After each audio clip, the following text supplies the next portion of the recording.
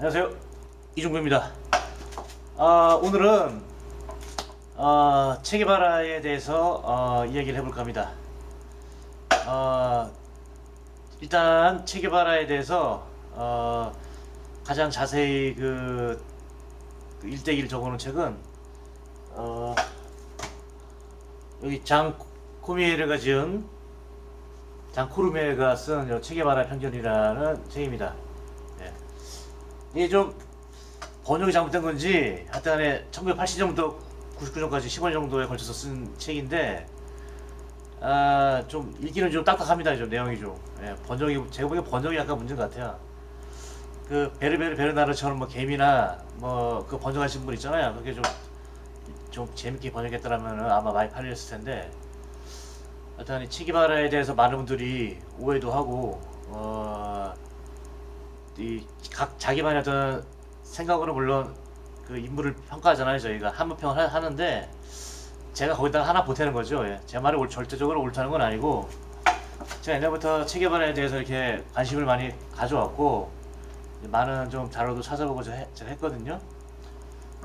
물론 그러니까 되게 비판적인 시각으로 일단 책을 비판적인 시각으로 보고 자료도 비판적인 시각으로 봐야 되니까 근데 비판적인 것도 많이 보지만 참 체게바라는 참 매력적인 인물인 건 사실인 것 같아요. 어떻게 저런 사람이 있을까라는 어떻게 저런 생각을 할까 그것도 실천을 했으니까 여러 가지 생각이 많이 들더라고요. 저는 아나키스트입니다. 여러분들 어떤 사상 가치관이 있지 않습니까? 여러분들은 어떤 사상을 같이 가지고 계세요? 뭐 여러분들은 마르크스 레닌주의자 아니면 뭐 사회주의자, 공산주의자, 아니 자유주의자? 하여튼 여러 가지 여러분들도 말은 안 하겠지만은 뭐 또 그렇죠 뭐 황금 물질 만능주의자, 자본주의자, 여러분들도 결국 어딘가에 속할 겁니다. 저는 아나키스트입니다. 저는 아나키즘이죠. 저는 모든 부당한 권위를 저항을 하는 자, 자유를 선고받은 자라고 스스로 생각합니다. 물론 체게바라는 본인 스스로가 마르크스 레닌주의라고 얘기했지만은 제가 보기에는 어느 정도 아나키스트적인 면도 좀 많이 있는 것 같아요. 아나키스트 같은 경우는 약간 좀 현실이 약간 좀 환상이나 상상, 그러니까 현실이 있을 수 없는 것들을 꿈꾸는 사람들이죠. 그러니까 불가능한 것들에 대한 그런 꿈을 꾸는데 일단 체게바라의 어떤 일대기를 보면은 원래는 이제 아르헨티나 이제 의대생 출신이죠. 이건 다 아시죠? 그다음에 또 뭐 개봉한 영화 있잖아요. 그죠? 모터사이클 다이어리. 자기 이제 의대 친구랑 같이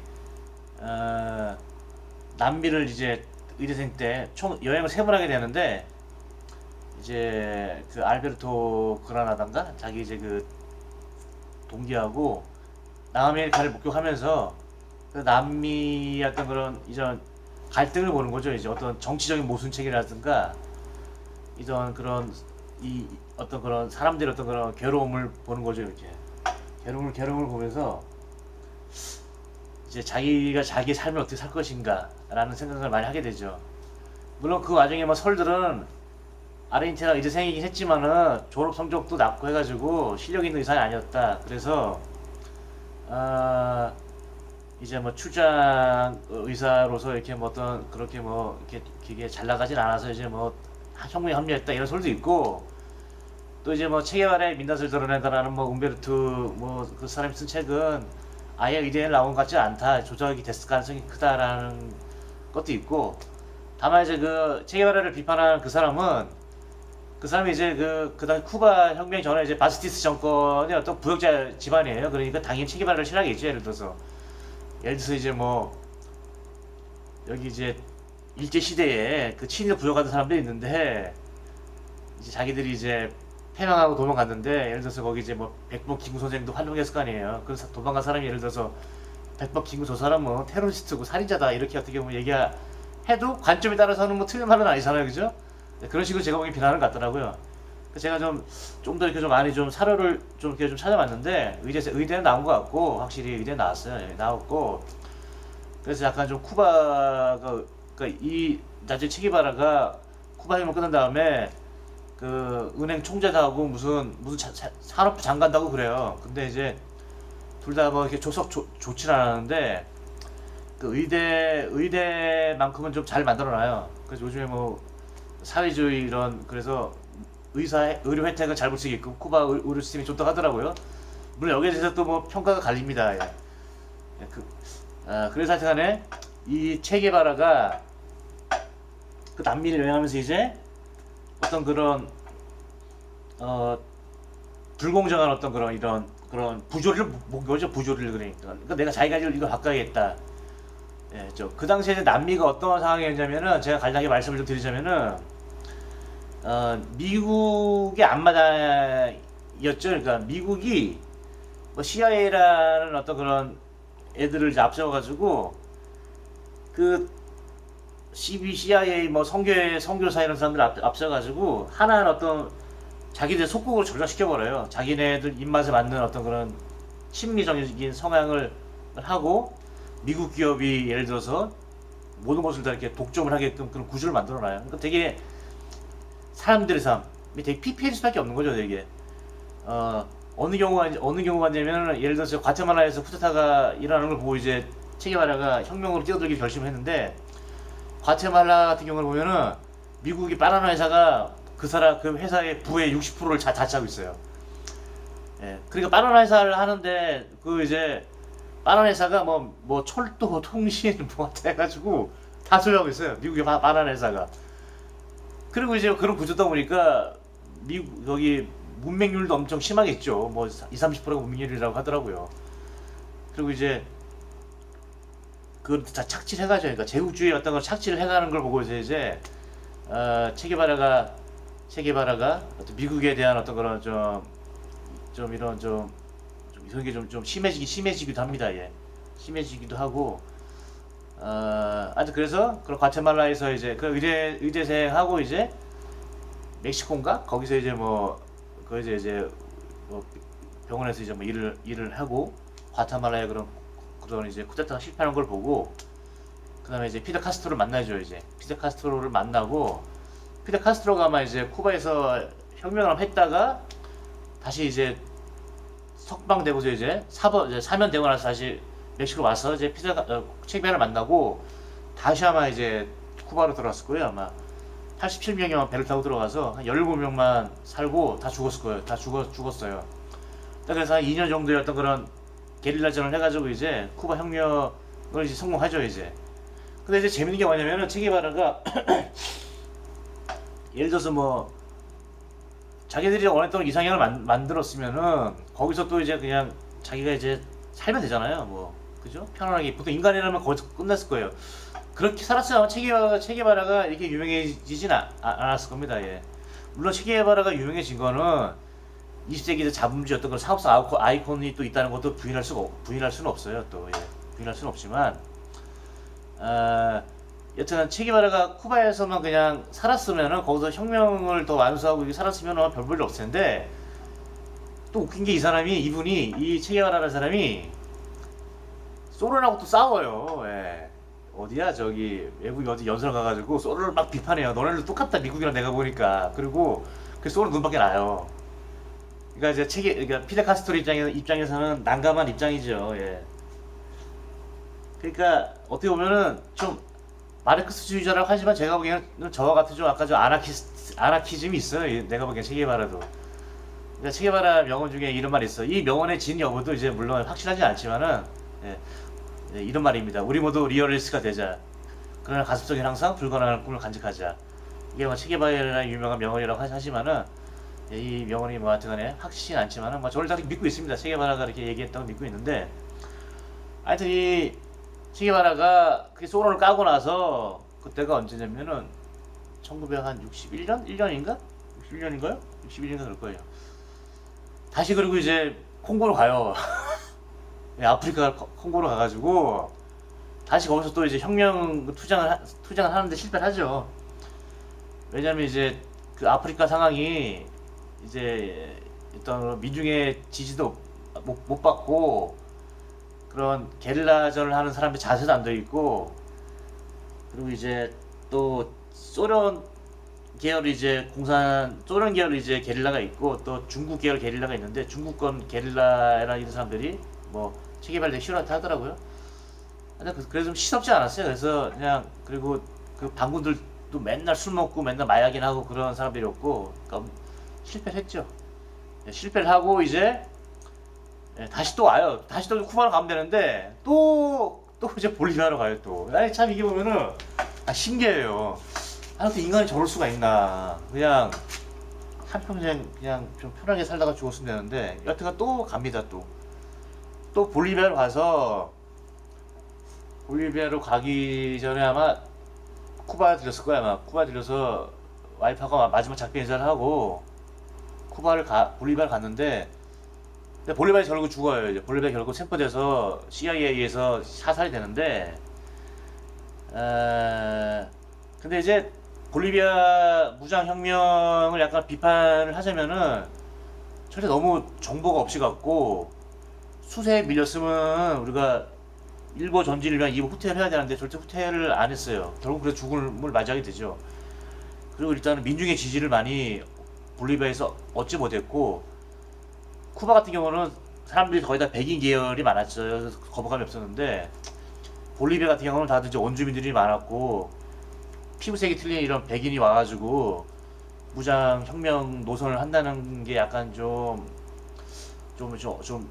민중의 지지를 좀 받지 못했고, 또 하나가 이제 이미 사람들이 어떤 그런 내전에 많이 지쳐가지고 또 게릴라제나 이런 거에 대해서 그냥 안정화가 되길 바랬지 혁명을 그렇게 바랬다고 하진 않더라고요. 근데 여러 가지 복합 요인에 의해서 볼리비아에서 결국 실패하고 39살의 나이죠. 그러니까 만 39세의 나이로 결국 이제 죽게 됩니다. 이 죽을 때도 이제 뭐 여러 가지 설들이 되게 많아요. 예, 저걸 때도 뭐 당당하게 너가 내 머리 따서 죽여라 이런 말도 있고, 나를 처형하지 말아달라, 내가 더 이용할 수도 있을 것이다, 이렇게 뭐 약간 좀 목숨을 구걸했다 이런 얘기도 있고, 그 설들 많습니다. 예, 설들도 많고 저는 이제 그런 거는 솔직히 되게 뭐 중요시 하지 않다고 생각해요. 일단은 이 사람이, 이 체게바라는 사람이 행적들 있잖아요. 행적들. 되게 의대생인데도 불구하고 다시 또 이제 혁명을 하라고 쿠바로 가고, 쿠바 가는 거는 진짜 목숨 걸고 죽을 수 있는 거거든요. 그 상황에서는요. 87년 가서 70년 죽었어요. 그리고 진짜로. 자기도 목숨 걸고 간 거죠. 그러니까. 그것도 어떻게 보면 되게, 어떻게 보면 약간 좀 무계획한 건지, 무모한 건지, 무모한 도전을 계속해요. 여튼간 쿠바 혁명도 뭐 어떻게 뭐 약간 좀 혁명의 과정도 그렇게 뭐 보기보다 멋있다고 하지 않더라고요. 여러 가지 설들이 많아요 이것도. 예. 여튼간 저는 이제 그런 거를 다, 제가 전문가는 아니고 그냥 저도 나름대로 그냥 구글 외부 자료나 이런 자료를 그냥 검색해서 말하는 거니까. 그래서 여러 가지 설들이 많아요. 예. 그래서 그럼에도 불구하고 하여튼에 뭐 소론도 까고, 예, 유엔에서 이렇게 연설도 하고 나름대로 자기 이상향을 실현하기 위해서 모든 나라를 돌아다녀요 또. 그래도 안 되니까 다시 또 뭐 쿠바를 떠나서 이렇게 진짜로 하는 거 보면은 약간 좀 무모한 사람이지만은 가슴속에 자기가 이제 어떤 그런 뭐 어떤 그런 꿈을 한번 펴보기 위해서 목숨을, 그러니까 죽음을 두려워하지 않았던 것 같기도 해요. 그죠? 그래서 이제 프랑스 철학자 사르트르가 인터뷰를 유일하게 했는데 뭐 이 시대 최고의 인간이라고 이런 말 했죠. 물론 사르트르도 나중에 비판받긴 하죠. 그 캄보디아 킬링필드의 어떤 그 사람을 옹호하긴 했으니까. 그 사람은 누구나 다 흠이 있어요. 예. 다 누구나 사람이 다 이게 똥이 묻고 겨가 묻습니다. 예. 겨 묻은 사람이 이제 똥 묻은, 예? 겨 묻은 개가 똥 묻은 게 나만 한다고 뭐 그런 격인데, 저는 체게바라한테 저는 영향을 많이 받았어요. 저는 체게바라가 저한테 영향을 많이 준 사람 중에 한 명을 전 부인할 수가 없습니다. 그 체게바라를 생각하면은 지금 저보다 나이가 적죠. 이제 3살이나, 예, 2살이나 저보다 젊은 나이에 이 세상을 떠나서 이 시대의 어떤 그런 상징이 됐죠. 예.